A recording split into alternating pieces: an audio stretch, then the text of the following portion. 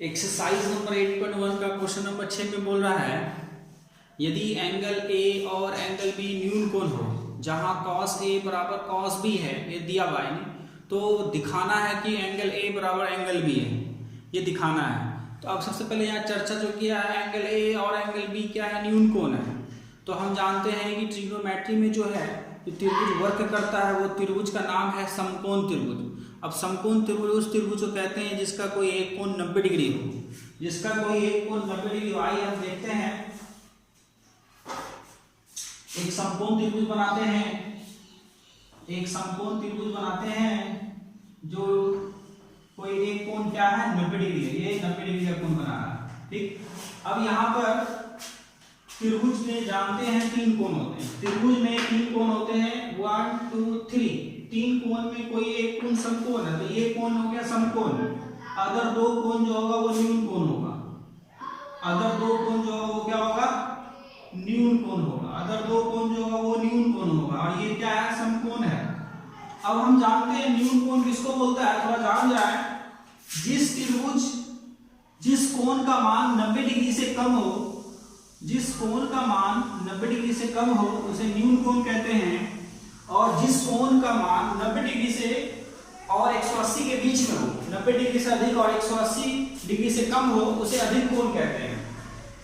तो यहाँ पर बोल रहा एंगल ए और एंगल बी न्यून कोण है। तो एंगल ए और एंगल बी, तो ये एंगल ए मान लीजिए, ये एंगल बी मान लीजिए। एंगल ए और एंगल बी बोल रहा है न्यून कोण। यहाँ पर 90 डिग्री को नहीं बोल रहा है, यहाँ पर ए और बी, यहाँ पर ए हो गया, ये बी हो गया, तो ये सी हो गया। इसका मतलब ये हुआ एंगल सी जो होगा वो समकोण होगा। ठीक है, तो अब हम आते हैं त्रिभुज ए बी सी में। त्रिभुज ए बी सी में आए तो यहाँ पर एंगल सी बराबर है 90 डिग्री, एंगल सी बराबर 90 डिग्री और दिया हुआ है, दिया है क्या दिया है, cos A बराबर cos B, cos A बराबर cos B, cos A बराबर cos B। और हमको दिखाना है, दिखाना क्या है, दिखाना है कि एंगल A बराबर एंगल B है, ये दिखाना है। तो सबसे पहले हम आते हैं एंगल A, एंगल A के लिए आते हैं P और एंगल B के लिए आते हैं B। तो एंगल A के लिए, इसके लिए एंगल A के लिए, तो एंगल A के लिए अब हम यहां लेते हैं एंगल B के लिए, एंगल B के लिए, एंगल A के लिए और एंगल B के लिए। तो एंगल A के लिए P B और H, एंगल B के लिए P B और H। तो ये बराबर, ये बराबर, ये बराबर, ये बराबर, ये बराबर और ये बराबर। तो एंगल A के लिए अब आते हैं 90 डिग्री के जस्ट सामने वाला H हो गया, H का नाम हो गया AB, H का नाम हो गया AB। और यहाँ एंगल A बोल रहा है, क्या बोल रहा है, एंगल A। तो एंगल A के जस्ट सामने वाला हो गया P, ये P, ये H, H तो खैर फिक्स है, ये फिक्स होगा। और ये B, एंगल A के लिए P हो गया BC, एंगल A के लिए P हो गया BC, एंगल A के लिए P हो गया BC और एंगल A के लिए B हो गया AC। और H जो है वो फिक्स है, H क्या है, AB ही है। अब हम आते हैं एंगल B के लिए। तो एंगल B के लिए हम जानते हैं कि P और B जो है वो एंगल बेस पे काम करता है। एंगल चेंज होगा तो P और B यानी लंब और आधार भी चेंज होगा। अगर एंगल चेंज होगा तो लंब और आधार भी चेंज होगा, लेकिन कर्ण जो होता है 90 डिग्री के जस्ट सामने वाला जो कर्ण है ये हमेशा फिक्स रहता है।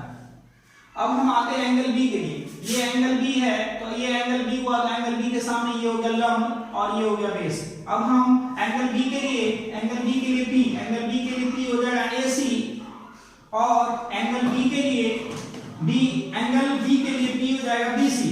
और H जो है ये दोनों के लिए सेम हुआ क्योंकि H चेंज होता नहीं है, H AB का AB रहा। इसका मतलब ये हुआ एंगल A के लिए P BC, तो एंगल B के लिए P AC, एंगल A के लिए B AC, तो एंगल B के लिए B BC, एंगल A के लिए H AB, तो एंगल B के लिए H B AB।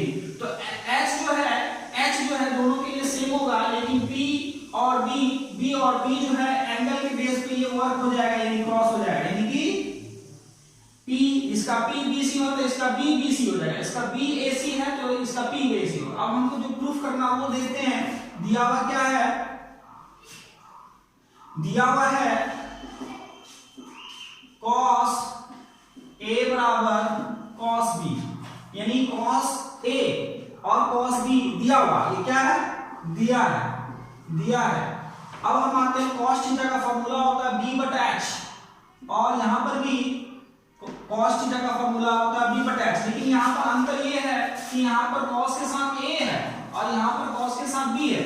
तो cos A के लिए B, cos A angle A के लिए B हो गया AC, तो AC बटा और H जो होता है एंगल के लिए AB, H सब के लिए सेम ही होगा। अब बराबर cos B, यानी B के लिए B जो होगा वो BC होगा, तो यहाँ BC दे दिए और H जो है दोनों का क्या होगा, बराबर होगा। ये हम जो लिए एंगल A और एंगल B के लिए अलग अलग होता है। अब हम आते हैं AB भुजा कट गया, तो इसलिए AC बराबर BC, AC बराबर जब BC हो गया, अब हम यहाँ फिगर पे देखते हैं AC बराबर जब BC हो गया, AC बराबर जब BC हो गया, तो हम लिख सकते हैं AC के जस्ट सामने वाला कोण हो गया एंगल B, AC के जस्ट सामने वाला एंगल हो गया एंगल B, और BC के जस्ट सामने वाला हो गया एंगल A। यहाँ लिखेंगे समान, यानी बराबर भुजा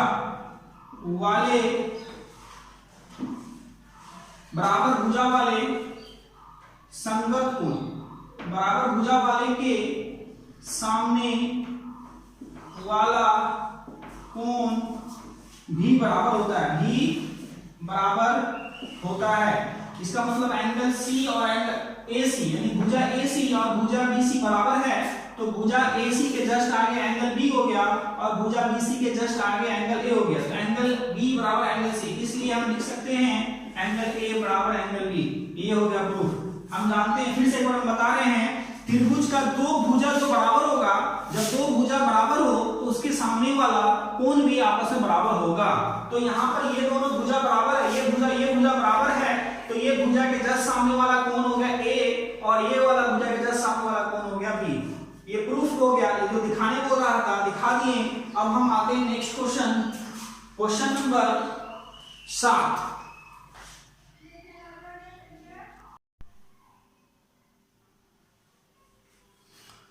यदि cot थीटा बराबर 7/8 है, तो क्वेश्चन नंबर फर्स्ट में बोल रहा है 1 plus sine theta into 1 minus sine theta बटा यानी by 1 plus cos theta into 1 minus cos theta. Second number question है कॉट स्क्वायर थीटा का मान ज्ञात करना।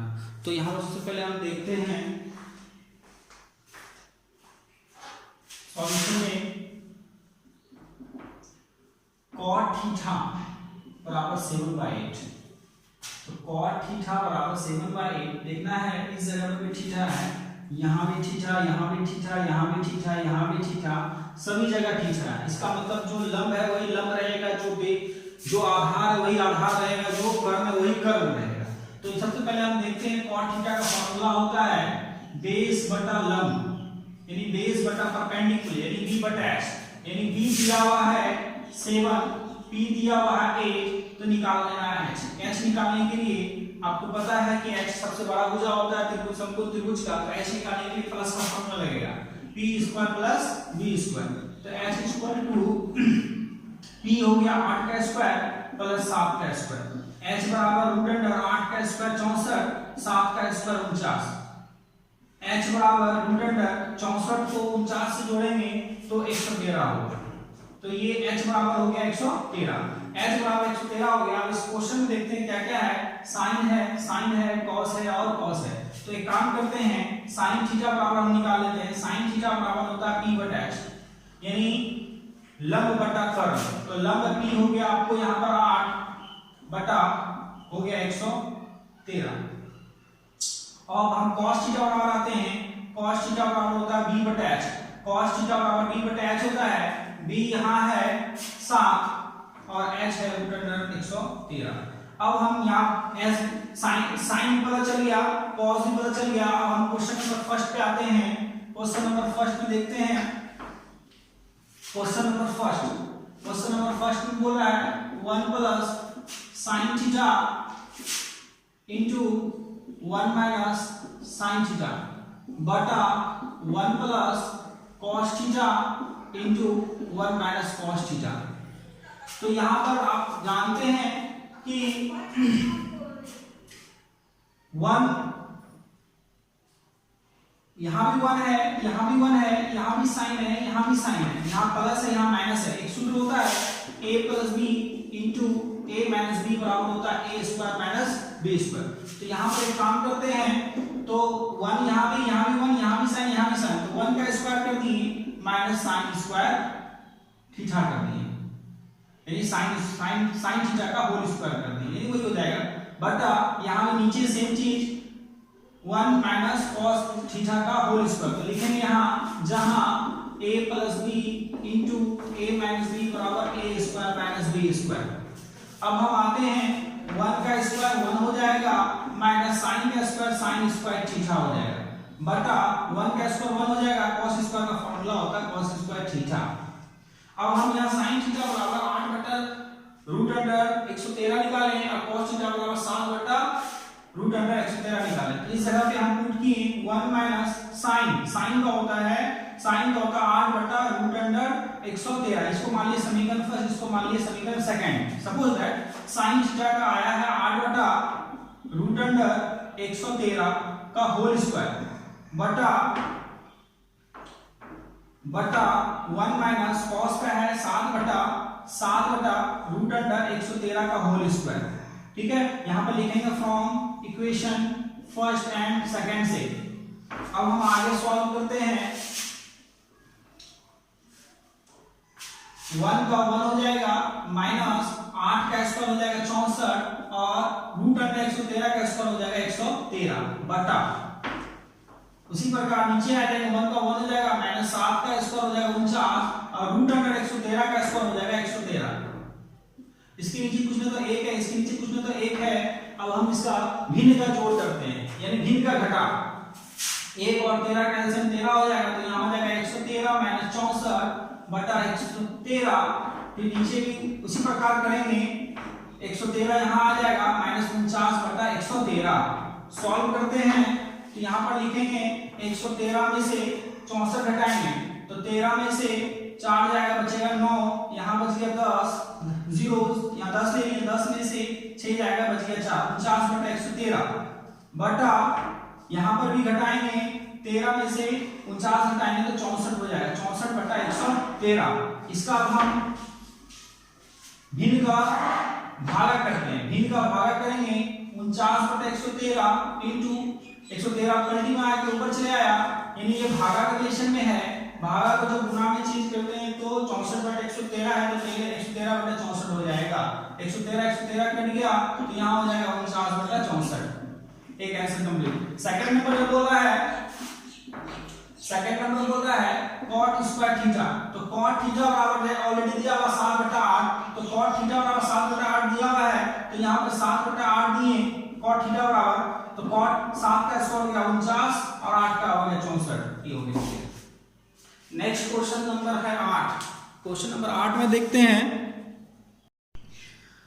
क्वेश्चन नंबर 8 में है यदि 3 cot a बराबर 4 तो जांच कीजिए कि 1 माइनस 10 स्क्वायर a बटा 1 प्लस 10 स्क्वायर a बराबर cos square a minus sine square a है या नहीं। ये सिद्ध करना है कि ये बराबर है या नहीं। तो हमारे और भी वीडियो जानने के लिए, देखने के लिए आप मेरे प्लेलिस्ट में जाकर वीडियो को देखें और वीडियो अगर पसंद आए तो उसे जरूर लाइक करें और चैनल को जरूर सब्सक्राइब कर बेल आइकॉन की घंटी बजाएं। ठीक है, क्वेश्चन नंबर 8 में सिद्ध करने बोल रहा है, ये जांच करने बोल रहा है, इसको जांचना है कि ये और ये बराबर है या नहीं। तो देखते हैं सबसे पहले सॉल्यूशन में 3 cot a बराबर 4 है। 3 जो है cot a के साथ 3 जो है cot a के साथ गुणा का रिलेशन में बराबर को उस साइड भेजेंगे तो ये बट्टा में आ जाएगा। अब हम यहां पर ये जानते हैं cot थीटा बराबर होता है आधार बटा लंब। आधार का मतलब हो गया b और लंब का मतलब हो गया p, यानी बेस बटा परपेंडिकुलर, यानी b बराबर दिया हुआ है 4, यानी जस्ट सामने और इसके जस्ट सामने b बराबर 4 तो p बराबर हो जाएगा 3। b पता है, p पता है, तो h निकालने के लिए h का मतलब होता है कर्व निकालने के लिए रूट के अंदर प्लस का फॉर्मूला होता है, तो h बराबर root under p square plus b square होता है। तो h बराबर रूट अंडर p है 3 का स्क्वायर प्लस b है 4 का स्क्वायर। तो h बराबर हो जाएगा 3 तिया 9 प्लस 4 चौके 16, h बराबर हो जाएगा रूट अंडर 25। तो 25 का वर्गमूल 5 होता है, 25 का वर्गमूल जो होता है वो 5 होता है, इसलिए h बराबर हो गया 5। यहां पर b पता है 4, p पता है 3, h पता चल गया। अब हम आते हैं जो सिद्ध करना है वो, अब लिखेंगे जांच। देखते हैं जांच में ये बराबर है या नहीं है। 1 माइनस 10 स्क्वायर a बटा 1 प्लस 10 स्क्वायर a बराबर cos square a minus sine square a। ये दोनों आपस में बराबर है या नहीं, ये सिद्ध करना है। तो सबसे पहले हम लेते हैं 1 माइनस 10 स्क्वायर का फॉर्मूला होता है p बाय b का होल स्क्वायर, क्योंकि यहां पर 10 पे होल स्क्वायर है, बटा 1 प्लस यहां भी 10 की जगह पे हो जाएगा p बाय b का whole square equal to cos a है, यहां पर cos a है तो cos का फॉर्मूला होता है p बटे h का होल स्क्वायर माइनस sin का फॉर्मूला होता है, cos का फॉर्मूला होता है b बटे h, cos का फॉर्मूला होता है b बटे h और sin थीटा बराबर यानी sin a बराबर होता है p बटे h का होल स्क्वायर। तो इसलिए स्क्वायर ले रहे हैं क्योंकि यहां पर प्रत्येक त्रिकोण अनुपात में स्क्वायर है, इसलिए यहां पर p बटे b के भी स्क्वायर लिए, p बटे b पे भी स्क्वायर लिए और b बटे h पे भी स्क्वायर लिए, p बटे h पे भी स्क्वायर लिए। अब ये सिद्ध करना है ये बराबर है या नहीं है। अब हम आते हैं 1 माइनस p का वैल्यू अभी हम निकाले हैं। यहां पर एक चीज गौर करने वाली बात, यहां पर कॉट के साथ a है और टोटल सबका जो एलिमेंट है वो a है, इसलिए यहां पर जो लंब है यानी जो p है वो p ही रहेगा और जो आधार है वो आधार यानी b ही रहेगा, जो b है b ही रहेगा और h तो जान ही रहे 90 के जस्ट सामने वाला कर्व यानी h वो फिक्स होता है। तो यहां पर p का मान 3 है वो 3 ही रहेगा, b का मान 4 है 4 ही रहेगा और h का मान 5 है वो 5 ही रहेगा। तो अब यहां पर आते हैं 1 minus p by b, p है 3 और b है 4, तो 3 बटे 4 का होल स्क्वायर हो गया, 3 बटे 4 का होल स्क्वायर बटा 1 प्लस p बाय b, यहां पर भी हो जाएगा 3 बटे 4 का whole square equal to b बटे h। b हो गया आपको यहां पर देखना है, b हो गया 4 और h हो जाएगा आपको 5, तो 4 बटे 5 का होल स्क्वायर p बटे h, p हो गया 3 और h आपको अभी जस्ट निकाला 5, 3 बटे 5 का होल स्क्वायर। तो हमको यहाँ पर बताना है कि ये दोनों प्रूफ है, ये दोनों सॉल्व करने में बराबर है या नहीं। तो यहाँ पर 1 का 1 ही हो जाएगा माइनस 3 स्क्वायर जो है ये 3 पे भी है और 4 पे भी है, 3 का स्क्वायर हो जाएगा 9 और 4 का स्क्वायर हो जाएगा 16 बटा 1 प्लस सेम चीज 3 का स्क्वायर 3 पे भी है और 4 पे भी है, 3 का स्क्वायर 9 4 का स्क्वायर 16 इक्वल टू 4 का स्क्वायर 16 हो जाएगा, 5 का स्क्वायर 25 माइनस 3 का स्क्वायर 9 और 5 का स्क्वायर 25। ये दोनों बराबर है या नहीं ये सिद्ध करना, बटा 1 बटा 1 तो 16 और 1 का एलसीएम 16 ही होगा। तो यहाँ 16 माइनस 1 जान ही रहे हैं आप लोग, भीम का घटा तो बचपन में पढ़े ही होंगे। तो 1 और 16 का एलसीएम 16, यहाँ 16 प्लस 9 यानी इसका भीम का घटा के इसका भीम का जोड़ के इक्वल टू 16, 25 और 25 का एलसीएम 25 ही होगा और यहाँ 16 माइनस 9 हो जाएगा। 16 में से 9 जाएगा बचेगा 7 बटा 16 और बटा 16 और 9 को जोड़ेंगे तो हो जाएगा 25 बटा 16 इक्वल टू यहाँ 16 में से 9 जाएगा बचेगा 7 बटा 25। अब हम सॉल्व करते हैं, देखते हैं आगे क्या होता है। 7 बटा 16 ये भागा का रिलेशन में, भागा को गुना में चेंज करेंगे तो ये 16 ऊपर आ जाएगा और 25 नीचे आ जाएगा इक्वल टू 7 बटा 25। इधर वाला तो सॉल्व हो चुका है, 16 कट गया यानी 7 बटा 25 बराबर 7 बटा 25। इसका मतलब ये हुआ कि ये दोनों बराबर है, तो लिखेंगे ये दोनों क्या है, ये दोनों आपस में क्या है, बराबर है। सिद्ध हो गया, प्रूव दैट, यानी ये आपस में क्या है, बराबर है। तो वीडियो को लाइक जरूर कीजिएगा और मेरे चैनल को सब्सक्राइब कर वीडियो को शेयर करें ताकि स्टूडेंट को ज़्यादा से ज़्यादा बेसिक कॉन्सेप्ट मिल पाए।